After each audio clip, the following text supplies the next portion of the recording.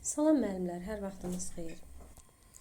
Mən Bakı Peşəkarlar Akademiyasının fizika müəllimi Xalidə Əliyeva. Mən bugün sizə qrupumuzda paylaşılan bir neçə sualın izahını verəcəm. Gəlin keçək sualların izahına. Sualda bizə deyilir ki, kütləsi 2 kiloqram olan cismə sabit 12 newtonluq qüvvə 3 saniyə boyunca şəkildəki kimi təsir edir. Buna əsasən cismin impuls dəyişməsinin neçə kiloqram vuraq metr bölək saniyə olduğunu hesablayın. Sürtünmə qüvvəsi də nəzərə alınmır. Deməli, müəllimlər, biz bilirik ki, impuls dəyişməsi nəyə bərabərdir? Necə ifadə olunur ümumiyyətlə impuls dəyişməsi? Yazırıq, delta P bərabərdir F vurulsun T. Və yaxud da impuls dəyişməsini bu şəkildə də yaza bilərik. P çıxılsın P0. İndi bu mənə lazım deyil. Mənə bu lazımdır. Niyə? Çünki 12 newtonluq qüvvənin hesabına cisim 3 saniyə boyunca şəkildəki istiqamətdə hərəkət edir. Onun impuls dəyişməsi qüvvə vurulsun zaman olar. Gəlin hesablayaq. Delta P bərabərdir. 12 vurulsun 3-dən mən alıram 36 kiloqram vurulsun metr bölək saniyə. Aha, indi burada belə bir sual meydana çıxır ki, məsələn, deyə bilərsiniz ki, müəllim, nəyə görə biz 20 newtonluq qüvvəni nəzərə almadıq ağırlıq qüvvəsi. Deməli, müəllimlər, əgər bu cisim şaquli ox üzrə, yəni Y oxu üzrə hərəkət etsəydi, mən onda bu 20 newtonluq qüvvəni nəzərə alardım və onda bir dayağın da bir reaksiya qüvvəsi olacaqdı. Mən onda Y oxu üzrə impuls dəyişməsini yazardım. Amma mənim cismim üfüqi səth üzərində, yəni o üfüqi müstəvi üzərində durduğu üçün yalnız onu F12 newtonluq qüvvə hərəkət elətdirdiyi üçün və yalnız da onun burada impuls dəyişməsi elə bu qüvvənin hesabına olacaq. Yəni 12 newtonluq qüvvənin hesabına olacaq. Ona görə də cavab olacaq Y variantı. Keçək növbəti sualın izahına. Sualda bizə deyilir, bizdən şəkil müstəvisinə doğru perpendikulyar yönəlmiş, B maqnit sahəsində yerləşdirilmiş I cərəyanı axan telin KL hissəsinə maqnit sahəsi tərəfindən təsir edən əvəzləyici qüvvənin ifadəsi aşağıdakılardan hansıdır? Deməli, bizdən şəkil müstəvisinə doğru yönəlib B induksiya vektorunun, maqnit induksiya vektorunun daha doğrusu işarəsindən biz müəyyən edirik ki, o bizdən şəkil müstəvisinə doğrudur. İndi bizə KL hissəsində əvəzləyici qüvvəni tapmaq tələb olunur. Baxın, müəllimlər, əvəzləyici qüvvəni. Deməli, mən əvəzləyici qüvvəni tapanda nə etməliyəm? Ümumiyyətlə, biz necə tapırdıq əvəzləyici qüvvəni? Yəni, hər bir telə təsir edən qüvvələrin cəmini yazmalıyam. Düzdürmü? Bu halda mən taparam ki, əvəzləyici qüvvəni. Baxıram. 1, 2, 3, 4, 5 dənə qüvvə təsir edir. 5 dənə qüvvənin əvəzləyicisi. Necə yazıram? F əvəzləyici bərabərdir.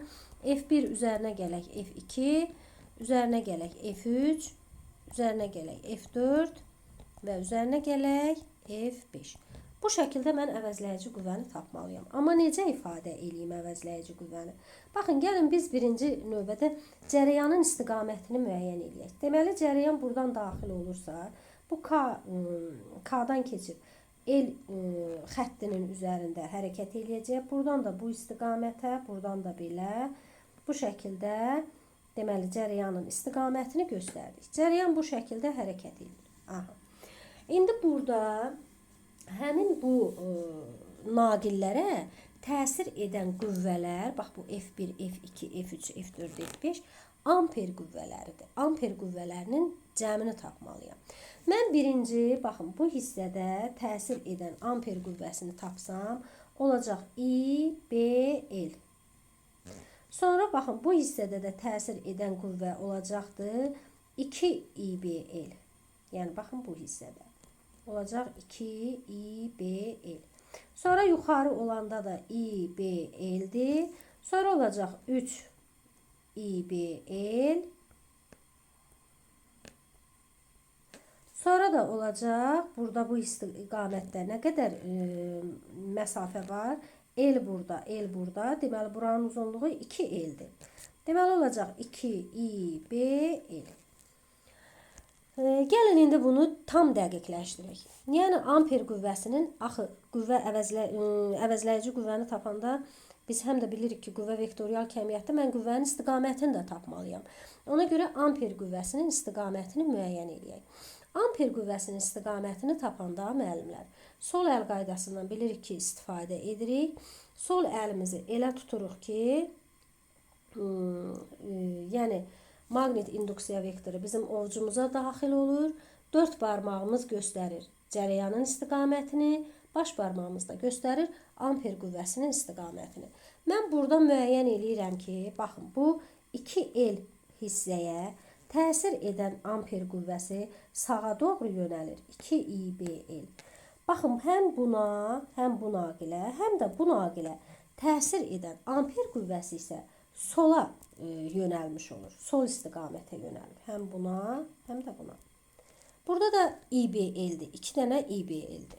Deməli, bu qüvvələr bir-birini kompensasiya edəcək. Yəni, bu qüvvələr bir-birini tarazlaşdırdı, apardı. Mən əvəzləyici qüvvəni yazsam, necə yazaram? Yazaram, F əvəzləyici bərabərdir.